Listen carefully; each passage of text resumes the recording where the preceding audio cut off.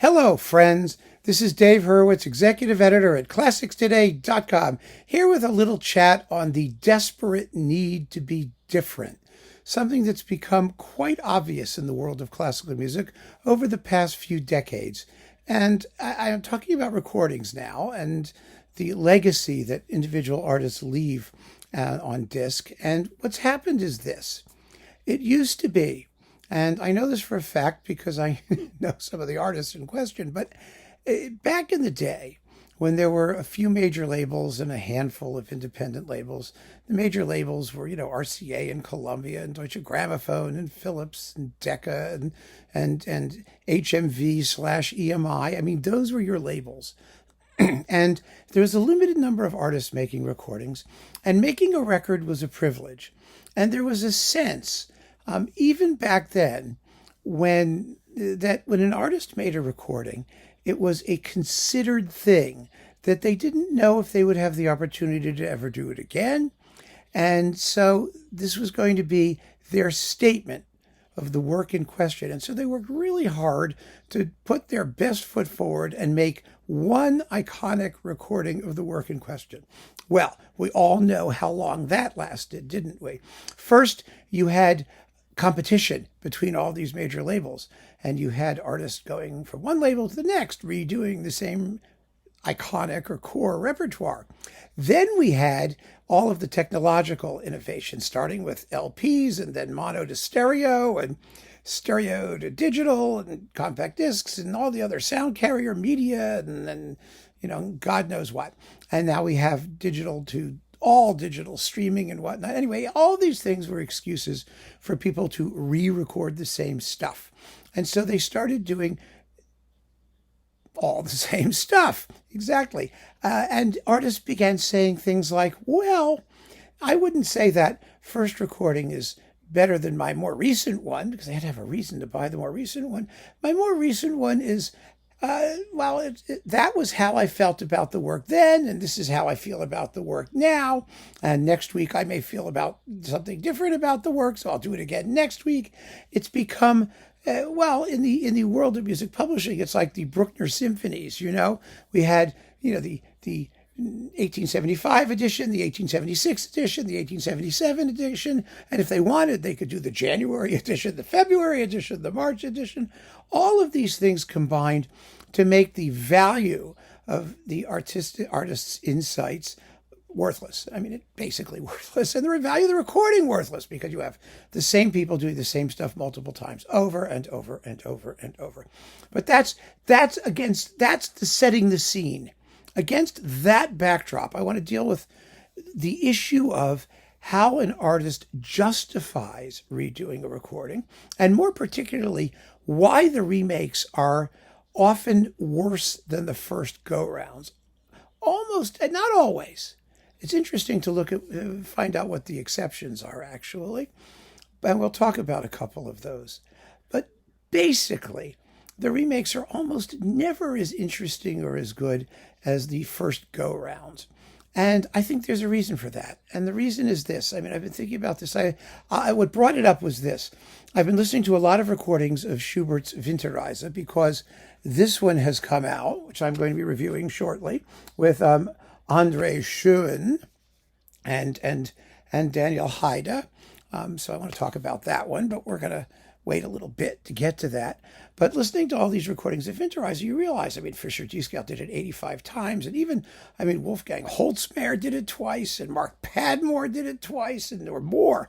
And there are live ones, and there's the Wigmore Hall series, and it's all the same people who did, you just find people doing them over and over and over and over and over.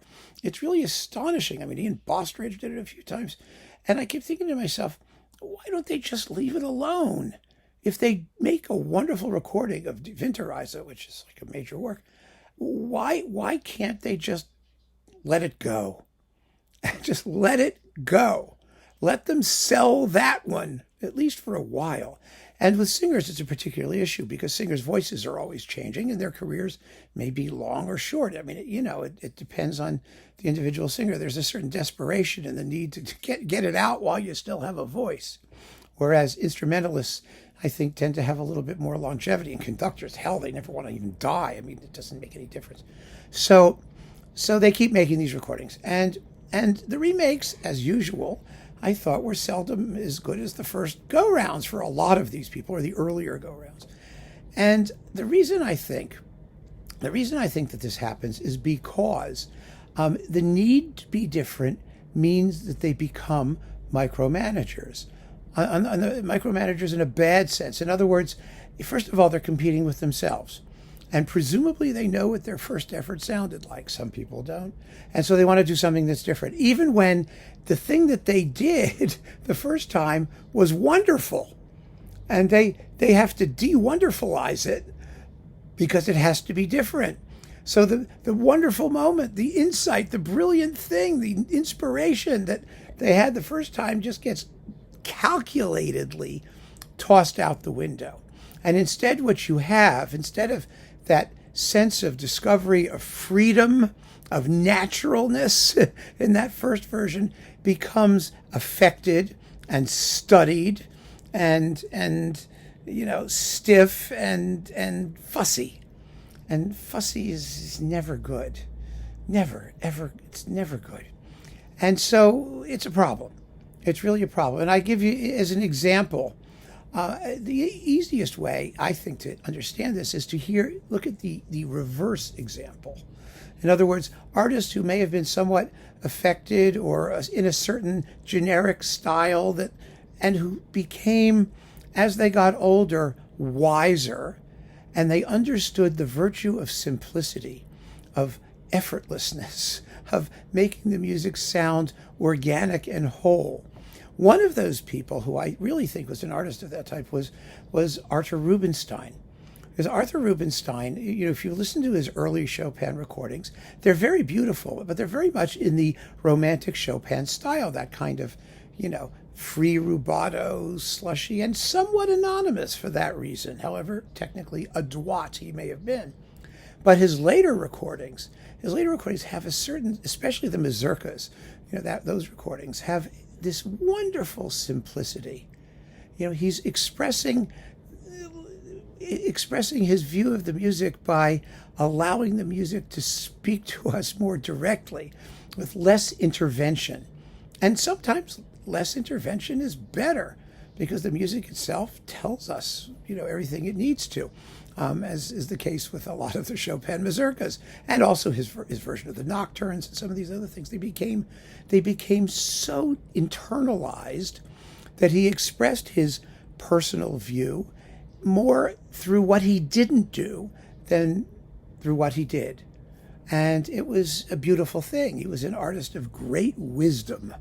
And this was also true of Vladimir Horowitz, of all people. Crazy barnstorming virtuoso, mercurial. You never knew what you were going to get from one day to the next.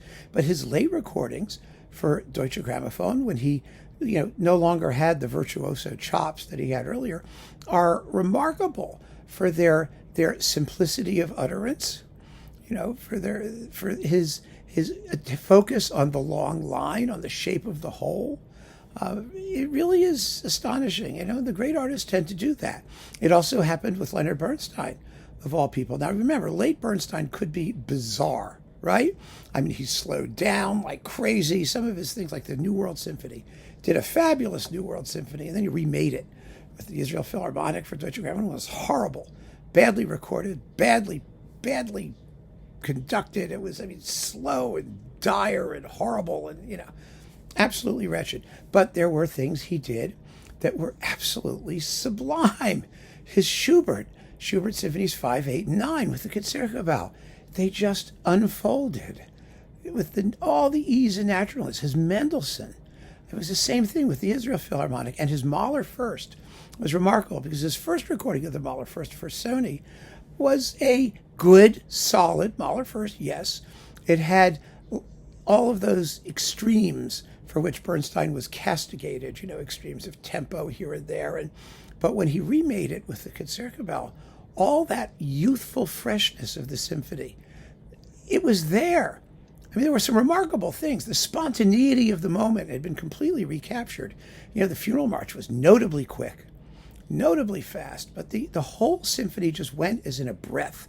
And it did that because he understood or restudied, however he got there. He got there and understood what the music was trying to express overall, and how that overall conception of the work did not need to have all of these little fussy bits touched in.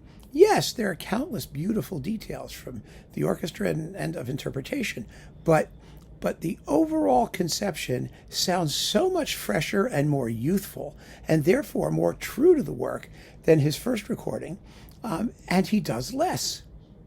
He simply does less. And Bernstein was that kind of an artist too. He would let the music unfold. He would let the orchestra just play and stop conducting entirely at times.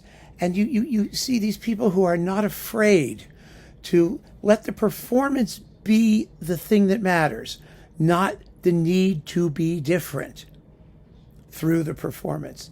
In other words, when you hear one of these performances where you feel this sense of a conductor competing with their own previous work, or a pianist, piano soloist, whoever it is, it doesn't make any difference. What you're hearing is not the focus on the music.